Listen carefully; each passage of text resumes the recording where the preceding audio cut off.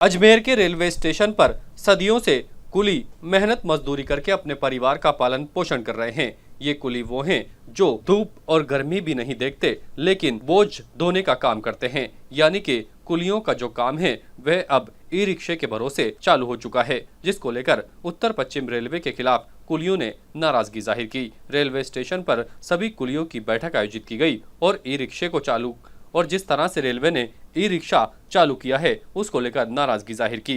कुलियों ने कहा कि वह पिछले कई सालों से यहां पर ड्यूटी करते हुए आ रहे हैं, यानी कि जो वह यहां पर कार्य करते हैं उससे ही उनके परिवार का पालन पोषण होता है। लेकिन यहां कुछ पैसेंजर के लिए ई रिक्शे की व्यवस्था शुरू की गई है और ई रिक्शा आने के बाद वह बेरोजगार होते जा रहे हैं, क्योंकि जो भी यात्री आते हैं वह ई रिक्शे में अपना सामान लेकर चले जाते हैं और अब जो उनका कार्य था वह धीरे धीरे खत्म हो रहा है, जिसको लेकर उन्होंने नाराजगी जाहिर की और उत्तर पश्चिम रेलवे प्रशासन से मांग करी कि जो ये व्यवस्था शुरू की गई है उसे बंद किया जाए, क्योंकि ये सरासर गलत है और उनके रोजगार पर संकट खड़ा होता हुआ दिखाई दे रहा है। बहुत बेरोजगार है। इस टाइम धंधे की लोकेशन चल रही है, कभी खत्म होने की संभावना है, क्योंकि टेंडर होने लग गए और कुलियों को कोई काम नहीं मिल रहा है और ई रिक्शा वगैरह लगा दी, यहाँ प्राइवेट वाहन चालू कर दिए।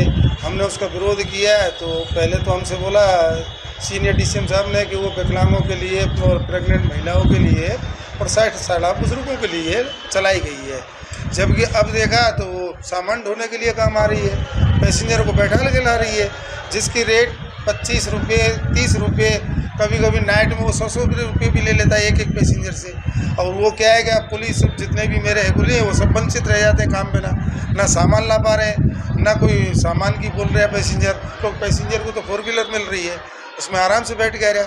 हमने जाके एसएस साहब के ऑफिस में जाके अवगत कराया कि सर ये क्या बात है और ये ऐसा क्यों हो रहा है, हमारे साथ में दुरुपयोग क्यों है। तो एसएस साहब ने कहा भाई ये रेलवे की पॉलिसी है, बोर्ड की, वहाँ से आई है। तो हमने कहा साहब हमको दिखाया जाए कि हम वैसे बता सकते हैं मगर आपको दे नहीं सकते।